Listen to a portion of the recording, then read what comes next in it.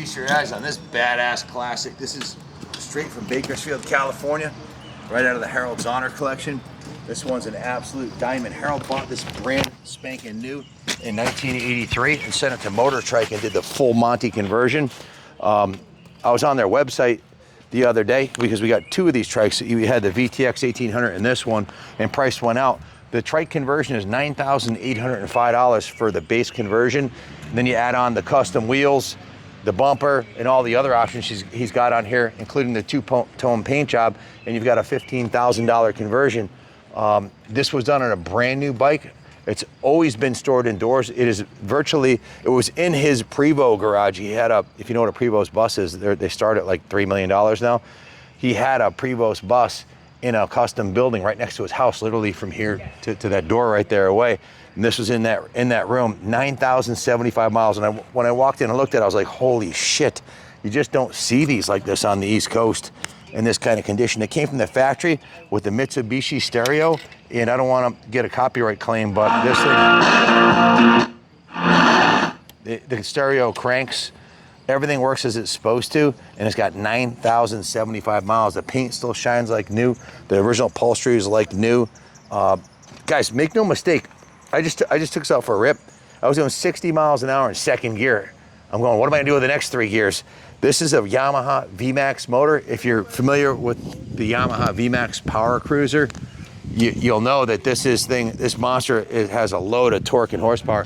This is the engine that the VMAX was based on. They took this engine, put a little hotter cam and a little more free-flowing exhaust, and it became the power cruiser of the century, really. Nothing really matched the VMAX in sheer power and sound. You put a pipe on a VMAX and they sound like a freaking NASCAR. I was thinking that as I was cruising along. If this was mine, what would I do to it? Well, I'd probably have Race Tech put a set of cartridge forks or heavy-duty fork springs. Like, this is the original 1983 suspension. I'd probably upgrade to some newer Progressive or Olin shocks and a fork kit, and that's about it, man. The stereo, maybe upgrade the stereo, but as far as, and maybe put a pipe on it too. Try to put a VMAX pipe on this thing so it sounds as fast as it is, but it'll definitely do the ton, no problem. Tons of storage on this thing. The Motor Trike conversion comes with a big trunk on it on the back here. You can see the Motor Trike logo underneath the license plate here. That's the original factory badge, the original accessory bumper, and the mud flaps, and these are American Racing mags with Kelly Charger radials on here. It's I would say the tire tread is probably 95%.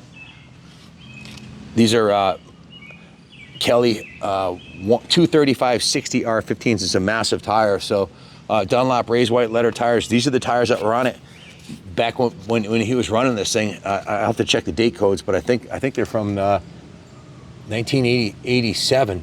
So obviously, and there's no dry rotting on the tires. These tires look brand new, which is freaking remarkable, because I have new Michelins that are 3 years old that are dry rotted. It could be the New England weather, the hot and cold, but the Southern California weather, the rubber on this thing is unbelievable. Cosmetically, the bike is absolutely freaking gorgeous. Mechanically, I love the gold, the two-tone gold with the lighter color gold with the black pinstripe and the brown saddle. It's just a badass piece, man. And it's I have the original registrations from 80, 83, and 84 when Harold first registered this badass ride. Super comfortable.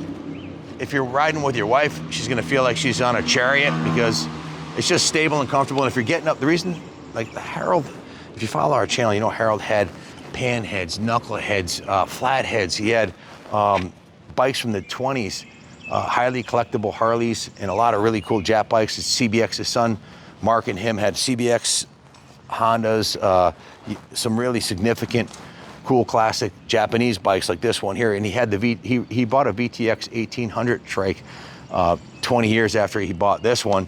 Not that it needed to be replaced, but him and his son both had VTX 1800s as the last bike they rode together. They both had VTX 1800s, and he was getting up there in years, so his was a trike conversion because he was having trouble, with his health and riding. two-wheeler. This is a bike you can ride to the end, you know. You'll never, if you can drive a car, you can drive a Trike. It's that easy. The shift pattern on it is actually different because of the heel toe shifter. It's actually, if you press down on this, it's actually shifting up. So it's reverse of what a normal VMAX would have. Same transmission, they just reverse the linkage. Big floorboards. If you look at the front end, it's got these beautiful chrome covers on the dual disc brakes. It's got the Venture 1200 decals on there. Has the front fender guard. The plastic windshield looks brand new. Normally they're all like faded and there's bugs in them and stuff, and this one's like brand new. The chrome's beautiful. The mirrors look beautiful. The stereo works great. All the lights work on it. Again, cosmetically, the bike is absolutely gorgeous, and mechanically it's been totally gone through. We put quite a bit of money into the bike ourselves, going through it because it had been sitting for a while. Harold passed away about 10 years ago, so we went right through it, did a compression test, everything checked out perfectly. We put brand new NGK, brand new Yuasa battery, new NGK spark plugs, new OEM Yamaha pulse coils, which are pricey, disassembled, completely removed the carburetor, dismantled it, cleaned it, and tuned the carb. The fuel tank was drained, flushed, and inspected. We removed, disassembled, and rebuilt the carbs with new OEM carb plugs, and reassembled, installed, and adjusted the carb linkages. We're running VP94 ethanol-free fuel in it, so you could. The new ethanol fuel is really bad for motorcycles. If you let it sit for 6 months or a year, the carbs would be clogged up again. So we recommend when you park it for the winter, run VP fuel in it, or at the very least put stable in your pump fuel. Replace the air filter. Did a new clutch master cylinder rebuild kit, a new front brake master cylinder rebuild kit, and a new rear brake master cylinder rebuild kit. So Jeff went through the entire fuel system, the entire brake system, flushed out the rear brake lines, bled the clutch brakes with Motul 660 fluid, set the tire pressures, gave it a 100-point check over, and then I went down to the detail shop. Who detailed this one, Ron? It's a group effort. Group effort, so the whole team was on this one. I know that's true, because I know when I went down there, these guys, they had it up on our car ramps, and you guys were underneath it. So when I say rotisserie detail, they cleaned from the bottom of the axle on this thing to the top of the bike. It was steam cleaned, hand washed, polished. You can see all the chrome and aluminum was polished. And it was sealed with a coat of new coat polymer sealing, which is, we got that from the Lars Anderson Museum. That's what they use on all their vehicles there.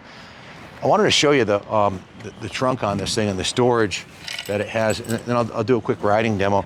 How are we doing on battery power? 7? Everything's still working? We're running out of battery power on our camera, but you can see the trunk is real nice. And check out the owner's manual. Guys, this is, what, 40-something years old. It looks brand new. Everything inside the trunk lid, the trunk chrome. Again, this is a guy who had a significant collection of classic, antique, Japanese and American motorcycles. The beauty of having a Trike is you got this big trunk back here that you can put, sleeping bag or jackets or whatever you want back there. So you get a lot of extra storage on one of these Trike conversions, and it is lockable if you want to put your purse or whatever in there when you're on the road. The hotel, you can either open it up and pull your stuff out, or if you want to, you can just unlock it right here, and it has a handle. You can carry this thing like luggage. If you got your valuables in there, if it's full of stuff that you don't want to disappear, you can carry that in the hotel room for you. It actually looks really cool with that off. It's really quick detach. Now, show them the profile view of this thing, because I told Ronnie I thought that it looked a lot sportier without the rack on there. Kind of like when you strip down a full dresser, but it definitely looks cool like that. Down to 5%, so we're gonna have to hustle this up. Guys, we're down to like 3% on the battery power, so if it suddenly drops dead while we're riding, thanks for watching, and God bless America. We also finance in-house, ship it anywhere in the world for you, and we take trades, so let's go do a riding demo while we still can.